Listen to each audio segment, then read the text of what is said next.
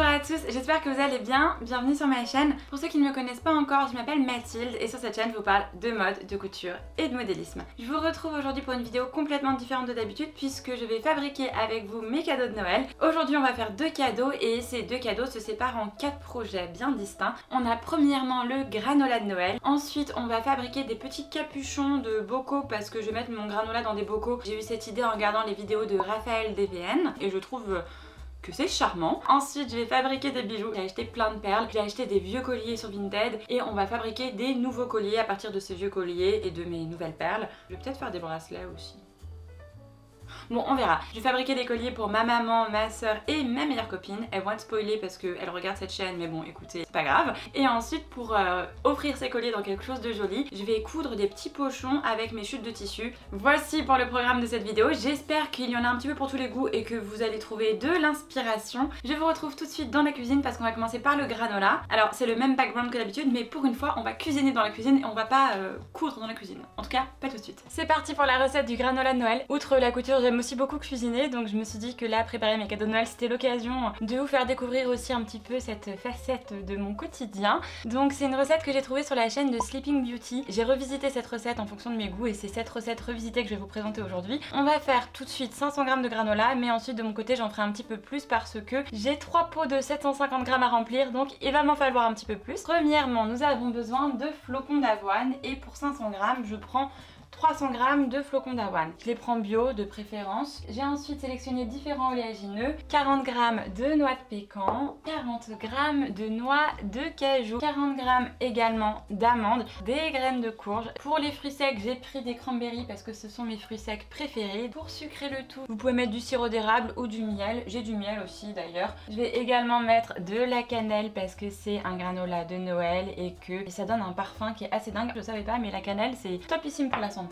Et enfin pour le croquant, je vais rajouter l'huile de coco qui va vraiment faire un peu ce croustiller de granola à la cuisson. Ça également c'est en fonction de vos goûts, moi j'en mets quand même pas mal. Une petite pincée de sel parce qu'il faut toujours saler vos préparations sucrées. Et pour le sel j'utilise... Où est-ce qu'il est mon sel? Ah là. J'utilise du sel de l'Himalaya parce que c'est meilleur pour la santé. Et en plus il est rose donc j'adore.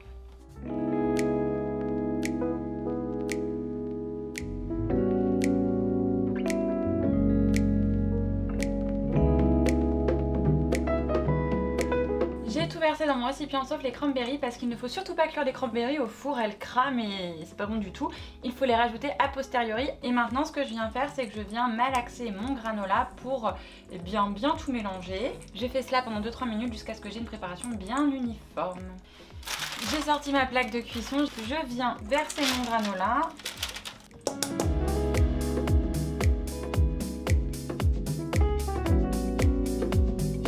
Je l'étale bien. Je l'enfourne au four pendant 15-20 minutes à 200 degrés, mais je fais attention à le retourner régulièrement.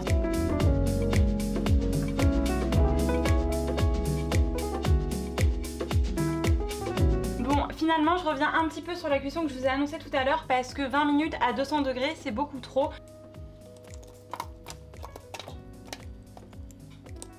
Au final, je pense que pour mes autres fondés, je vais plutôt faire 15-16 minutes à 180 degrés. Bon, il n'a pas cramé non plus, mais il est doré plus, disons.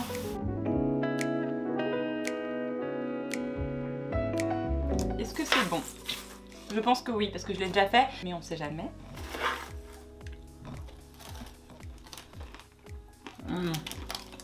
On va tout de suite passer à la suite et ce coup-ci ce sera de la couture. Lorsque je suis allée dans ma petite mercerie qui s'appelle Ultra Mode, j'ai complètement craqué pour ce galon de broderie anglaise. Il a un petit système de passant. Je vous montre ce à quoi c'est supposé ressembler.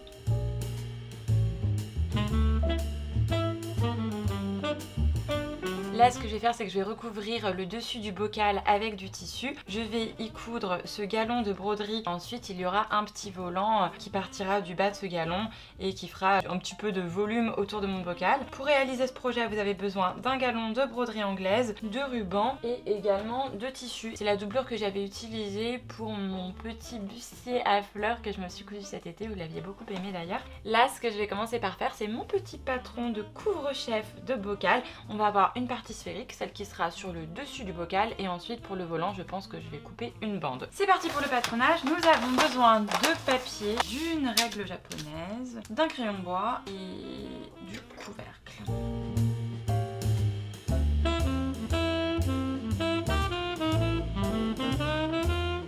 Alors je dis crayon de bois parce que je viens d'Anjou. Dans le reste de la France, les gens ils disent pas crayon de bois, ils disent crayon à papier. Dites-moi si vous dites crayon de bois ou crayon à papier. On a un grand débat avec mon chéri parce qu'il dit crayon à papier. Enfin bref, on a des gros problèmes. Là ce que je vais rajouter ensuite à ce diamètre là, c'est juste peut-être 0,5 cm parce que mon galon il va se placer là. Donc j'ai quand même besoin d'avoir un petit peu de matière en plus ici. De surcroît, j'ai rajouté 2 cm au diamètre de mon cercle pour les valeurs de couture.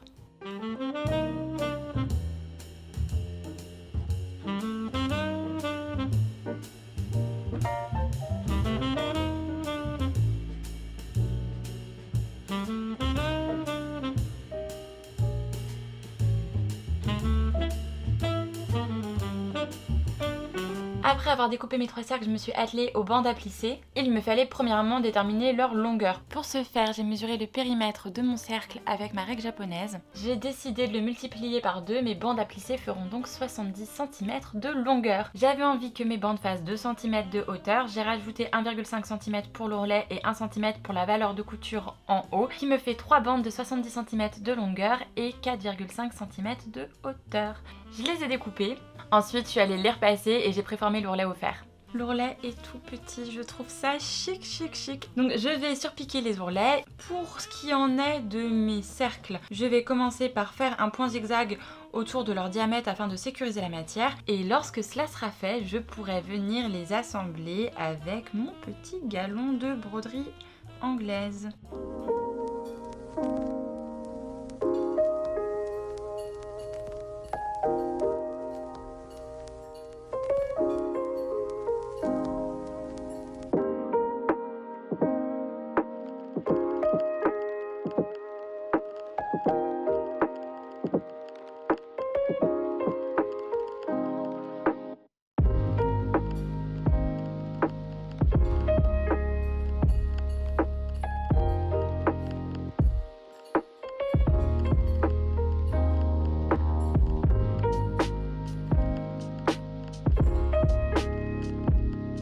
J'ai terminé de coudre mon premier couvre-chef de bocal. Il est pas charmant. Bon, on est d'accord, ça fait beaucoup plus bébé-fille, baptême que Noël. Mais je trouve que c'est très joli quand même et j'espère que ça fera plaisir aux personnes à qui je vais l'offrir. Bon, alors j'ai quand même dû effectuer quelques modifications en comparaison avec ce que je vous ai présenté tout à l'heure. Ça va mon gars? Oh, mais il est immense son colis. Ah, c'est des cadeaux pour moi? Oui, en quelque sorte. Ah ouais? Bon attends, je suis en train de filmer. Je continue mes explications. Lorsque j'ai cousu la première version de ce couvre-chef de bocal, j'avais beaucoup trop de matière. Ça faisait quelque chose de très volumineux sur le dessus du bocal, un peu style bonnet de mamie. Donc j'ai décidé de revenir pile poil aux dimensions du bouchon du bocal et je trouve que c'est beaucoup plus joli comme ça. En ce qui concerne le tissu, j'ai décidé de le doubler parce qu'avec une seule épaisseur de tissu, je trouvais qu'on voyait le bouchon par transparence et ce n'était pas un effet qui me plaisait. Comme ça, c'est beaucoup mieux. Maintenant que vous voyez ce à quoi ressemble la version finale, je vais pouvoir vous expliquer pas à pas comment est-ce que je l'ai réalisé. Tu m'as offert quoi? Ah, c'est des surprises! Je place les matières de cette manière-là, le galon de broderie anglaise sur mon tissu et je viens piquer juste ici au ras de mon jour-échelle tout en faisant bien attention à attraper mon disque en dessous.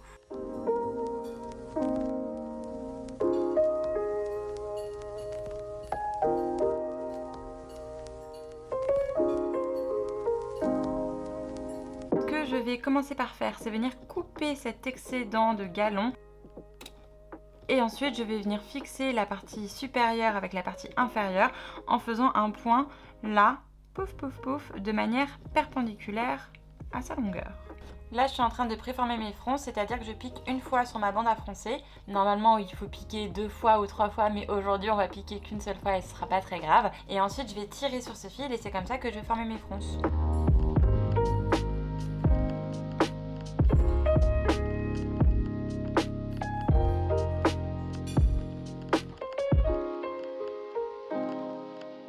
J'ai épinglé la bande froncée le long de mon petit capuchon. Je vais venir piquer au ras du bord de mon galon de broderie anglaise. J'ai terminé l'assemblage. Maintenant, je prends une épingle à nourrice J'épingle avec ces épingles à nourrice le bout de mon ruban. Et ici, j'ai choisi que le ruban soit apparent sur les petits espaces et sur les grands espaces, j'ai laissé la broderie anglaise parce que je trouve ça plus joli. Donc je vais faire exactement la même chose.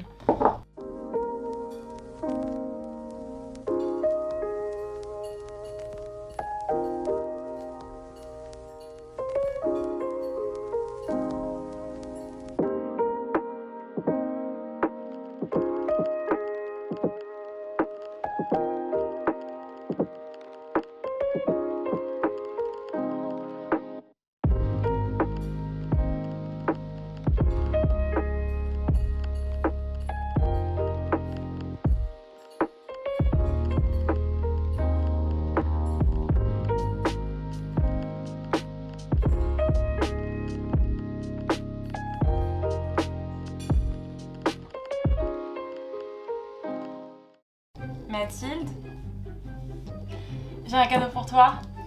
Ah, tiens, attrape. C'est du granola. Mais t'aimes bien? J'ai que ça ou est-ce que j'ai d'autres cadeaux en plus? Mais oui. Ah. Non mais j'adore. Et d'ailleurs, pour les autres cadeaux, tu veux qu'on fasse quoi? On attend Noël ou on se les offre maintenant? Moi, c'est comme tu veux, hein. Maintenant? Nous allons pouvoir passer au deuxième cadeau, c'est-à-dire les bijoux. Alors je tiens juste à vous dire que je n'ai jamais fabriqué de bijoux, c'est complètement nouveau pour moi. Je crois que les seuls bijoux que j'ai fabriqués, c'est des choses avec des petites perles quand j'étais petite, mais c'était il y a très longtemps, donc je pense que vous allez pas mal me voir galérer. Mais au moins, si vous aussi vous êtes débutant en bijoux, ça peut vous donner des clés, parce que je suppose que je vais faire plein d'erreurs, et comme ça vous pourrez ne pas les reproduire à la maison. Voilà. En ce qui concerne mes inspirations, je suis tombée il y a quelques semaines de cela sur le compte Instagram Gigi Antoinette et je suis tombée complètement amoureuse de ses créations. Ce que j'adore, c'est le style très romantique, le mix chaîne-perle qu'on voit beaucoup en ce moment et que je trouve ravissant. J'aime les petites perles en forme de fleurs. Je me suis dit que j'aimerais bien essayer de reproduire ces bijoux. Bien entendu, j'ai pas tous les petits éléments assez originaux que la créatrice utilise, donc ce sera des créations un petit peu moins exceptionnelles, mais j'espère que ce sera très joli quand même. J'ai acheté les perles et les autres petits éléments sur le site internet de Pearl & Co, et pour ce qui en est des chaînes, je me suis fournie sur Vinted parce qu'il y a une très chouette sélection de bijoux vintage. J'ai reçu ce colis cette semaine et je l'ai pas ouvert, je l'ai gardé jusqu'à aujourd'hui pour pouvoir l'ouvrir avec vous. Ça vient de chez Pearl & Co. J'ai hâte de redécouvrir tout ce que j'ai choisi parce qu'en fait j'ai fait ma commande la semaine dernière et même si j'ai mis énormément de temps à tout sélectionner, j'ai un peu oublié tout ce que j'ai pris. Je vais commencer par regarder les perles. Mon dieu, elles sont trop belles. Oh là là. J'ai pris plein de perles d'eau douce de couleurs un peu différentes. J'ai pris des fermoirs un peu style marin. Mes petites perles carrées, elles sont trop jolies. Franchement, pour les couleurs, je trouve que ça correspond plutôt à ce que j'avais en tête. En fait, j'ai pas pris en grande quantité, mais j'ai pris un éventail assez large de perles pour pouvoir m'amuser un petit peu. Et étant donné que j'ai pris pas mal de choses, j'ai eu des petits cadeaux. Cette petite boîte que j'imaginais plus grande quand même, hein. C'est juste pour ranger mes perles comme ça, c'est facile ensuite eh bien, de les garder en ordre. Ça, c'est mon kit d'ustensiles pour débutants. Mais j'avais rien pour fabriquer des bijoux et j'avais besoin de pinces. J'ai dû investir là-dedans. Je suis contente. Bon, écoutez, je vais tout installer et je vous remontre ma petite sélection parce qu'autrement là ça va prendre 4 heures si je continue à m'extasier perle par perle.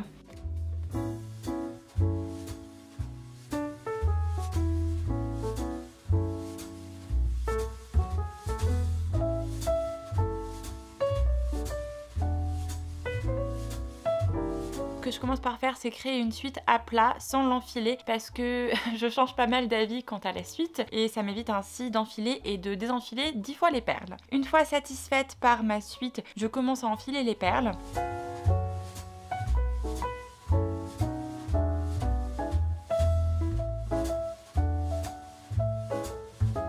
Lors de la réalisation de ces bijoux, j'ai eu pas mal de difficultés quant au travail du fil parce que j'ai eu tendance à vouloir le travailler comme un fil textile, mais c'est un fil en laiton donc eh bien il ne s'y prête pas et il se casse. Là d'ailleurs vous voyez que je viens de casser mon fil et vous n'avez pas le son mais je peux vous assurer que je grogne.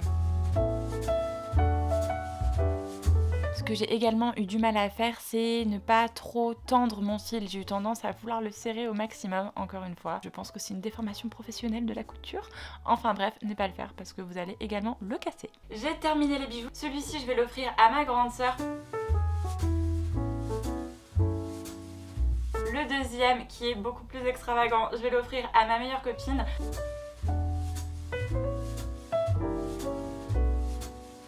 enfin le dernier collier, c'est pour ma maman. J'ai choisi pour le dernier collier de pas faire quelque chose d'asymétrique parce que je pense que ça correspond moins à l'univers de ma maman.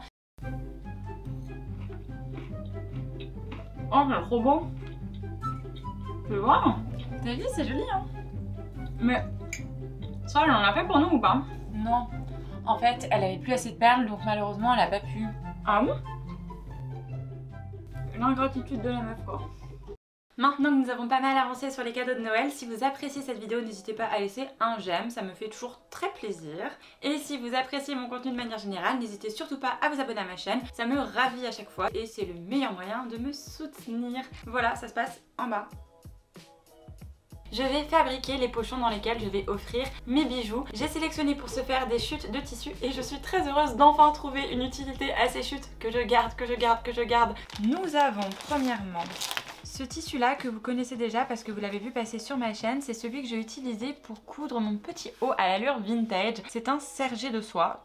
Nous avons ensuite ce tissu là que j'ai utilisé pour coudre la tête d'oreiller en satin de soie que j'ai offerte à ma belle maman. Elle a été trop contente, il est fluide, vraiment trop joli. Ensuite nous avons ce tissu là que vous connaissez si vous avez regardé mes autres vidéos, c'est le tissu que j'ai utilisé pour coudre ma petite robe cottagecore cet été. On continue avec ce satin que pour le coup vous ne connaissez pas parce que je l'ai utilisé pour me coudre une robe il y a quelques années de cela avant de lancer ma chaîne YouTube et cette robe je ne vous l'ai jamais montrée non plus parce que c'est un vrai raté. Je pourrais vous la montrer si je fais une vidéo ratée, dites-moi si vous avez envie de la voir.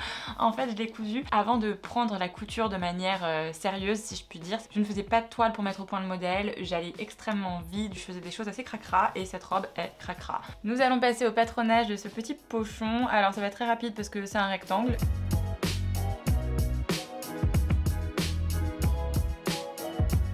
Voici le patron du pochon, il est coupé dans le pli par en bas, c'est-à-dire qu'il n'y a pas de couture ici. J'ai rajouté 1 cm de valeur de couture par côté. Il y a une petite coulisse ici avec 2 fentes que je vais faire avec des pointes boutonnières pour faire se coulisser le petit ruban et fermer le pochon. Qu'on pourrait appeler une sorte de col de pochon froncé pour faire quelque chose d'un peu joli et romantique. Et ça c'est toute une partie qui sera à l'intérieur, donc ce sera... Oups, que je vous montre avec le papier. Comme ça, c'est la parmenture intérieure du col de pochon et de la coulisse. Avec idem 1 cm de valeur de couture. Ça nous fait 12 cm de largeur sur 18,5 cm de hauteur x 2. Je viens de terminer un des petits pochons, je suis trop contente. Et je lui ai mis un petit nœud en satin de soie blanc. Je suis allée acheter mes rubans chez Ultramode, la petite mercerie que j'ai découverte cet été et que j'adore bien qu'elle soit assez onéreuse. Maintenant qu'on a vu le résultat final, je vais vous expliquer exactement comment est-ce que j'ai fait pas à pas. Après avoir décalqué mon patron sur mon tissu, je découpe ce dernier. Alors là, le satin découpé, c'est un vrai plaisir, hein, ça glisse entre les doigts comme pas possible. Normalement, on est supposé découper le satin entre 2 feuilles de papier de soie. Mais bon, là, pour un pochon, clairement, on va pas le faire. Ensuite, sur l'endroit de mon tissu, je vais venir décalquer mes petits traits de boutonnière. Cela nous donne ça. Est-ce que vous voyez quelque chose? Maintenant, on va passer aux boutonnières. Pour ce faire, j'utilise un pied à boutonnière. Et pour déterminer la longueur de la boutonnière, normalement on place un petit bouton ici et cela nous permet d'avoir une boutonnière dans laquelle le bouton passe à la perfection. Ici j'ai pas un bouton mais j'ai un ruban. Ensuite, t'en mêles pas toi? Dis donc. On place bien notre tissu en dessous et pour être sûr que notre aiguille est parfaitement plantée au bon endroit, ce que je fais personnellement, c'est que je me penche et que je regarde. Et là, je pense que je suis là où il faut. Je choisis mon petit point de boutonnière et moi j'aime bien... Ah voilà, je suis allée trop loin. J'aime bien lequel? J'aime bien, je crois, le tout rond, comme ça, le 37. On va attaquer la boutonnière et normalement elle se fait toute seule, j'ai qu'à appuyer sur les pédales.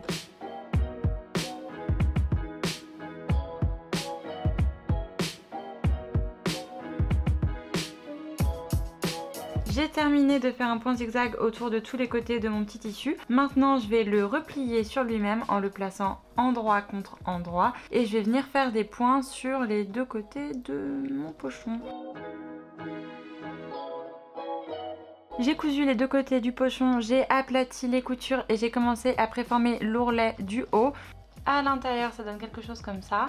Maintenant, je vais venir faire 2 piqûres en haut et en bas de mes boutonnières. Je commence par retourner mon petit pochon. et je le place de cette manière-là sur ma machine à coudre. Là, nous avons l'intérieur du pochon de sortie et l'extérieur du pochon est la partie qui est sous mon pied de biche, c'est-à-dire que je pique directement sur l'extérieur de mon pochon. Mais pour ce faire, je dois bouger la matière au fur et à mesure, ce qui est une opération un peu complexe, mais j'ai fait l'autre comme ça et ça s'est très bien passé. J'ai terminé mes 2 petites piqûres, maintenant j'ai besoin de mon ruban et d'une épingle à nourrice. Une fois qu'on a épinglé une épingle à nourrice au bout de notre ruban, on vient la faire coulisser dans notre coulisse. Je fais cela. C'est la dernière étape. Bon, qui est loin d'être la plus épanouissante, on se le dit. Mais après, notre petit pochon sera terminé.